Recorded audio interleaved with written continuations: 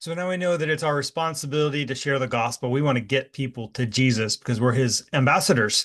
But sometimes it's challenging to start that conversation. So one of the things we want to do is give you a tool to help bridge to the gospel.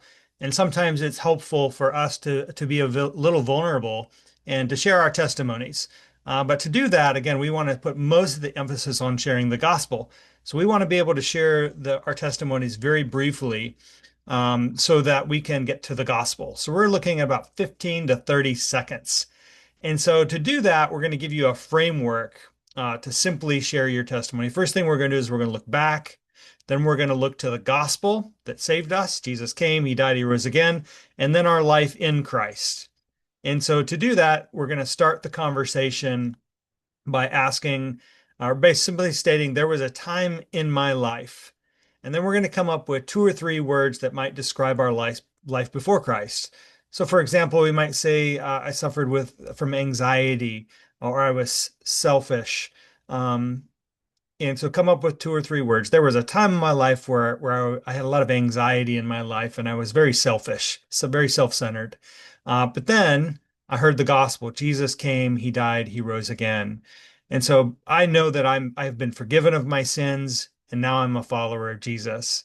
And now looking forward, because of that, I have joy and purpose in my life. And then we're going to close by asking a question. Do you have a story like this? Right? So there was a time in my life where I had religion, but I didn't have a relationship with God.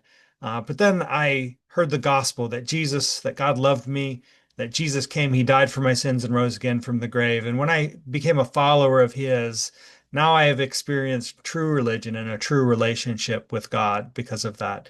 Do you have a story like this? And so you can fill this in with anything that would want to relate to you.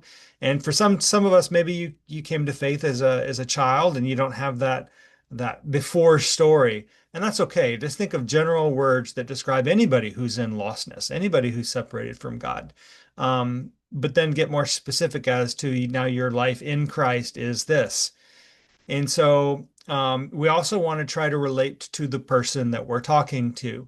So, for example, if you're talking with somebody and you're asking if you can pray for them, and they're asking to pray for an illness, and so you might say, "Hey, there was a time in my life where I struggled with fear and doubt, and I had some health issues of my own, and that was a real struggle for me. But then I realized that God loved me, that He came, He died for me, and rose again, and because of that, now I have peace in my heart." And I have joy to the full because I don't have to fear death anymore. Do you have a story like that? Um, and whatever that key word that you're looking for might relate to the person that you're speaking to. So use this as a tool to bridge to the gospel. And we're asking that question, do you have a story like this? And this is where it's important for us to listen before we jump into the gospel, because a lot of times people will have a story that they want to share. And so sometimes some of the best work in evangelism is just listening to people, because then it helps us to know where to enter in with the gospel.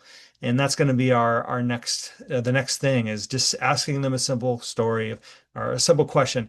Can I share with you a story that has changed my life? And then we're going to bridge to the three circles or a gospel presentation. And so I pray that this would be a good tool for you. Practice it, write down some befores, some afters, and just work through this a few times until you can get it to about 15 to 30 seconds so that we can bridge to the gospel and get them to Jesus. God bless.